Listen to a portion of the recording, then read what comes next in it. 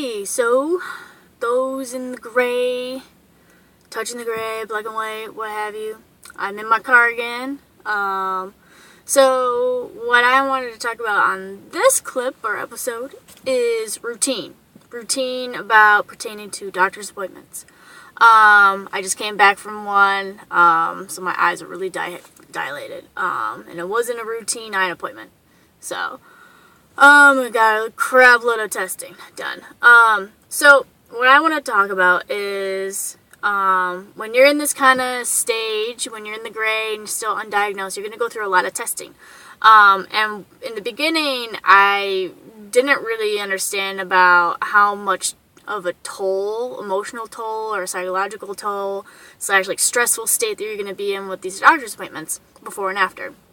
So a lot of times I scheduled them during my lunch break, which was really difficult for me to come back because after I'm having these pretty serious talks with these doctors, I would get pretty stressed out and emotional, and then I would have to decompress and like goose raba myself and then go to work and finish up the day. So I learned after the 8th appointment to give myself a little bit more ample time if I were to schedule it during my doctor's or my lunch break. And also I got my routine down. So what I generally do is I make sure I have enough time to get to the doctor's appointment and actually have a moment where I sit in my car and just kind of and then actually think about what I'm going to talk about. What are the symptoms that brought me to this appointment, and what type of doctor I'm seeing. So, I just saw my eye doctor, so I talked more about my vision problems. I told him how I was getting a little more symptomatic with a lot of things that my symptoms that usually would occur during the heat, and since it's winter time, just that's different. So then I'm a little distracted. Someone's walking down. So then, yeah, I'm just gonna keep it going. Doctor's appointment.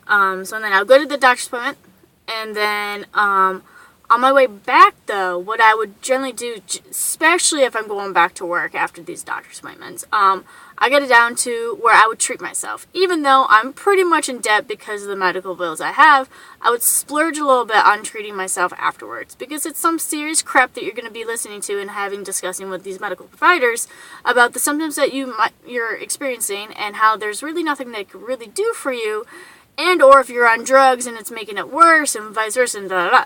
So generally, after the doctor's appointment, I would sit in my car for a bit and digest what just happened and what was said to me. Since most of these times I would be going by myself, I would write down what brought me there, and then coming back, I'd also write down what they told me. So after this appointment, it was just I have a secondary appointment with another specialist who was a neurologist beforehand before he became a eye doctor. So, and he has experience with MS patients. So that's why I'm seeing him. Since most of my symptoms are kind of teetering to MS, even though they can't really technically diagnose me with MS, which is kind of frustrating. But anyways, so afterwards I would write down the stuff that they told me. It's really beneficial of having someone there, but I completely feel you when sometimes you just don't want someone to be there. I've also gotten so used to going by myself that it's actually more stressful if I have someone else go with me, because I have a routine.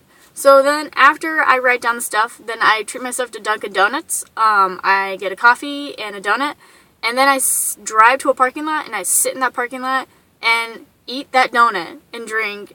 And most times I would cry. I would cry a lot.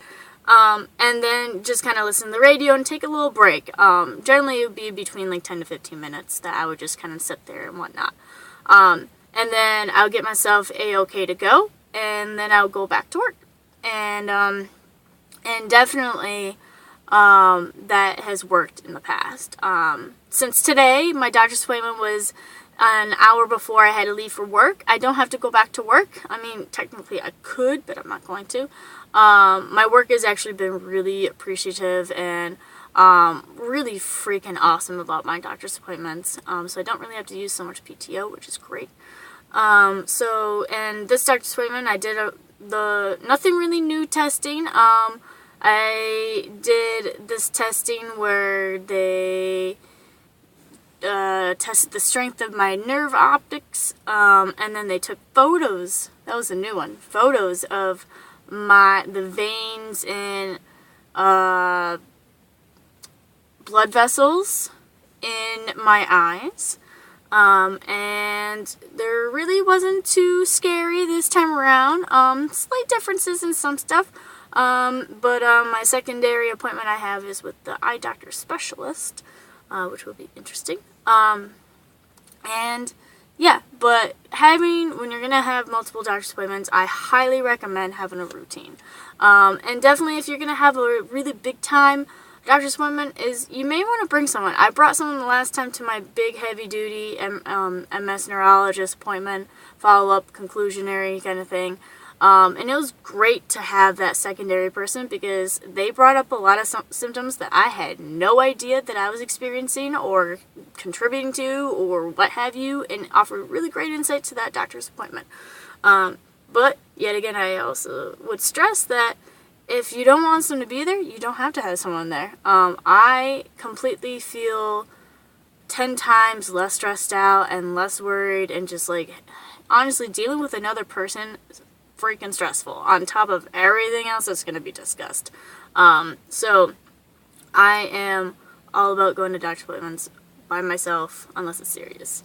So that's what I want to talk about this time around, and hopefully sooner or later I won't have to be talking in my car on my phone without editing and whatnot. So that's why also I'm kind of speed talking, and this video is going to be really ADD, even though I don't have ADD, because I'm sitting in my car and the street I parked on, there's a lot of activity going on. But anyways, I hope you are doing well, and that things are not as stressful and you can get through it, and hang in there, kiddo. I'll probably be saying that a lot because that's generally my saying, hang in there, kiddo. Even if you're 45, hang in there, kiddo. And this is the Gray, and I hope you enjoyed this episode, and the links are below for my Tumblr. Hit the like button and subscribe if you want to hear more. Been trying to do this maybe once a day. So anyways, hang in there in the Gray. Hang in there.